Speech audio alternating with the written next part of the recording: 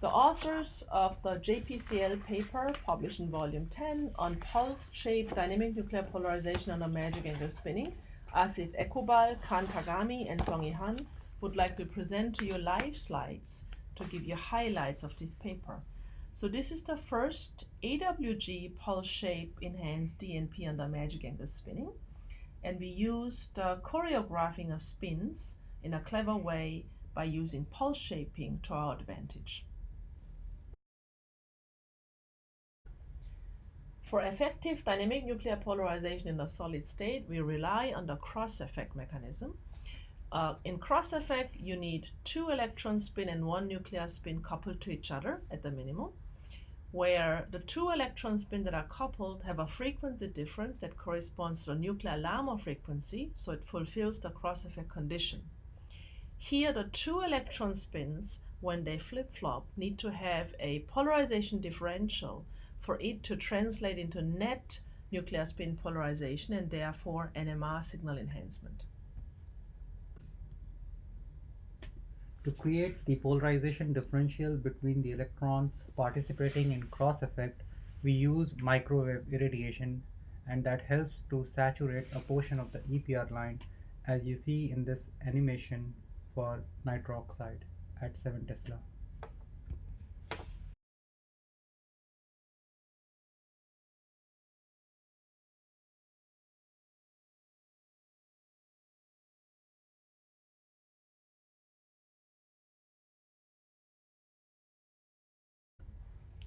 When saturating an inhomogeneously broadened line, as presented here with a nitroxide spectrum broadened by G and A anisotropies, CW irradiation saturates a relatively narrow EPR line.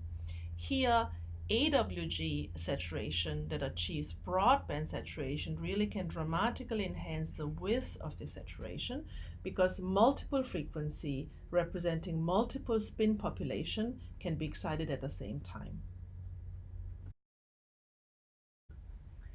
DNP under magic angle spinning condition is fundamentally different from static condition.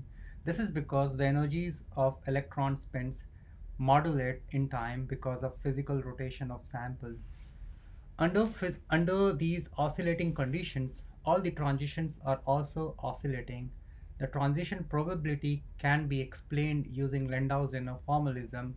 In case of microwave saturation, from using this Landau-Zenner equation, we can see that the transition or the saturation would be more with higher microwave power, and the transition or saturation would be lower as the G anisotropy increases, and also if the spinning becomes faster.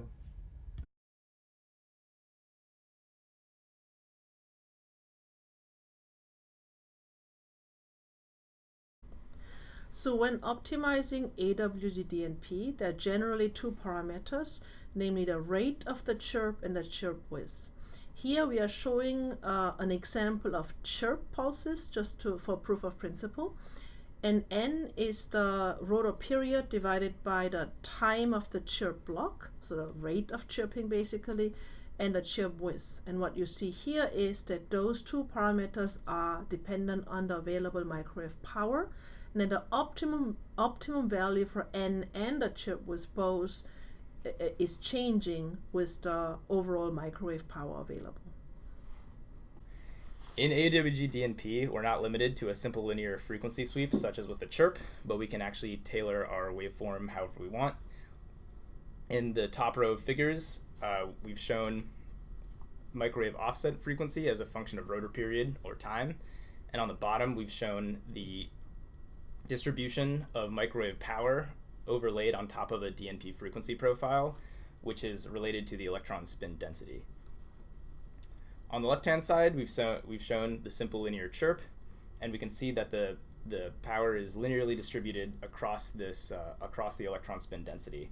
However, we can focus our microwave power on areas of greater electron spin density using a tailored waveform, such as with a worst, which we show in the middle. And even better, we can create an entirely custom waveform that's tailored to the actual DNP frequency profile and perfectly match the electron spin density. The novelty of our DNP spectrometer is the ability to form and transmit arbitrarily shaped microwave pulses.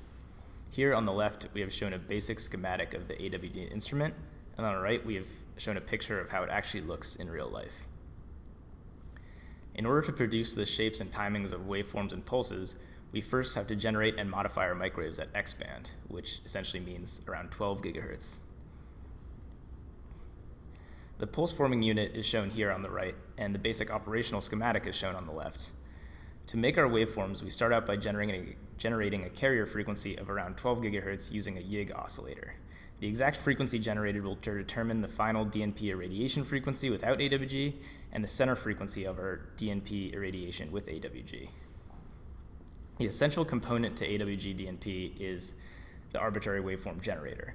This device produces an arbitrary waveform which we use as a time-dependent offset frequency of up to a few hundred megahertz on top of our 12 gigahertz carrier frequency. Here we use the two outputs of the AWG to produce a time-varying waveform, such as a chirp, split into two components 90 degrees out of phase with each other, which will then be mixed with the 12 gigahertz carrier frequency. The phase shifting components are needed so that the mixing of the offset frequency and carrier frequency will only produce a single tone. For example, so that the offset frequency will not both add and subtract from the carrier frequency simultaneously. The output of this AWG is triggered by the spinning of the MAS spin control unit, allowing synchronization with the rotor period. Next, the carrier frequency and offset frequencies are combined in an IQ mixer to produce a modulated 12 gigahertz signal, which is our AWG waveform.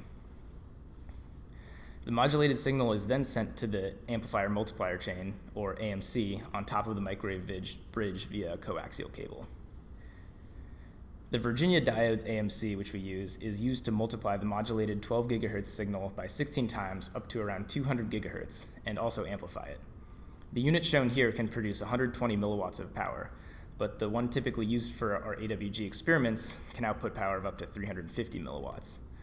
The output of the AMC is launched into the quasi-optical system as a Gaussian beam via a corrugated waveguide horn.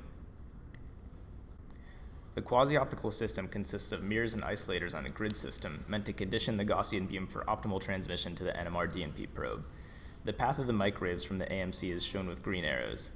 The parabolic mirrors serve to focus the Gaussian beam. The Faraday isolator is there to prevent reflected microwaves from damaging the AMC.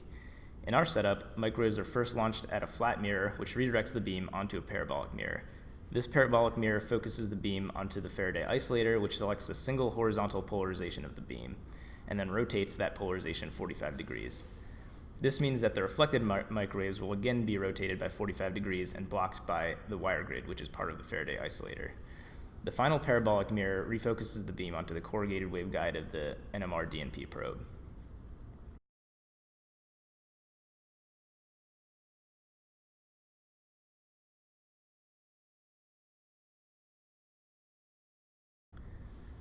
The DNP probe is shown in the magnet on the right and outside the magnet on the left. The 200 gigahertz microwaves are directed down the length of the probe via corrugated waveguide and launched at the spinning rotor at the bottom. Finally, NMR spectra are collected after a period of irradiation by AWG microwave pulses. An example is a spectra is shown on the screen. These spectra that were collected are then integrated and put together as DNP data, which is shown in the paper. So now that you have seen the experimental setup behind the scene, let's look at some of the key results that we have obtained. We discussed previously the two parameters that we are optimizing, the chirp width and the number of chirp per rotor period. Now you see experimental data for this, that there is indeed an optimum chirp width where the enhancement is the highest, as well as there is an optimum number of chirps per period that is needed. Furthermore, the main results in the middle, in panel D, you see that the enhancement or advantage gained by the AWG pulse depends on the shape.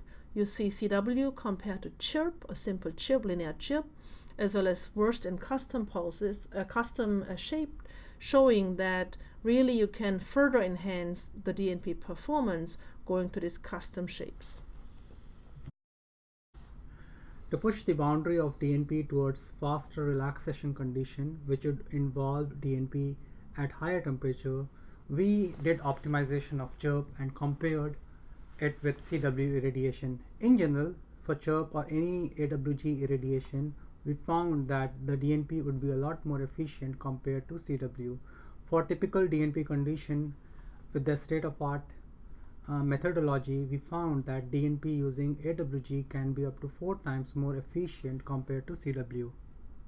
For cross-effect DNP, there are two essential things that we should remember. The first thing is we need to satisfy or maximize the number of cross-effect resonance condition.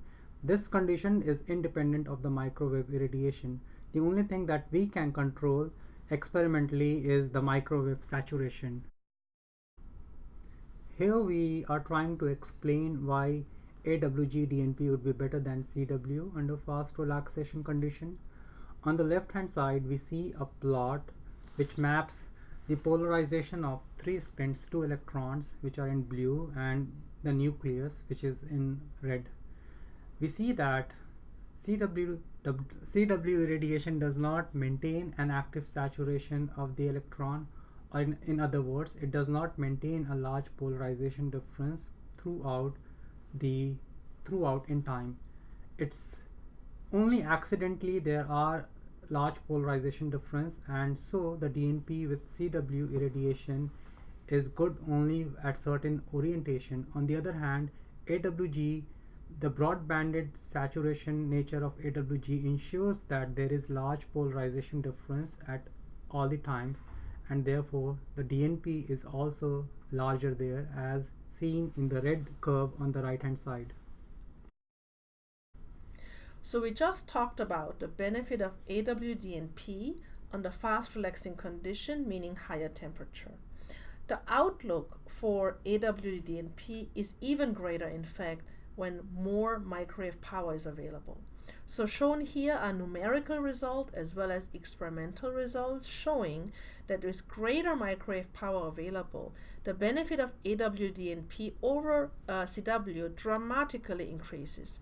And that's because with more microwave power density available, that power can be subdivided and used to choreograph electron spin at a speed and with optimal manipulation. And the prospect of more microwave power that then also can afford AWG is there. Frequency agile gyrotrons, gyro amplifiers, and other high power amplifiers are on the horizon so that we can really benefit from these capabilities in the future. So we hope we have shown that the AWG DNP really is an exciting prospect for MAS DNP. But the paper that we have presented is really only the very first step, showing proof of principle. In fact, greater manipulation, faster manipulation, higher microwave power will really bring out the power of arbitrary waveform pulse shaping for DNP to a much greater extent. Finally, let me conclude also with an acknowledgement. This study was funded by both the National Science Foundation and the US-Israeli Binational Science Foundation support. We also would like to thank our collaborator, Dr. Yangping Liu, who have provided us with this TEM triple radical, which was a very important sample to test. We also are very grateful to David Lewis and Ed Tweehouse from Revolution NMR for continued collaboration to improve our low temperature MAS DNP probe. And finally, we thank Akiva Feinto and Shimon Vega for hosting Asif Equbal and having lots of discussion about the mechanistic understanding in the future of MAS DNP.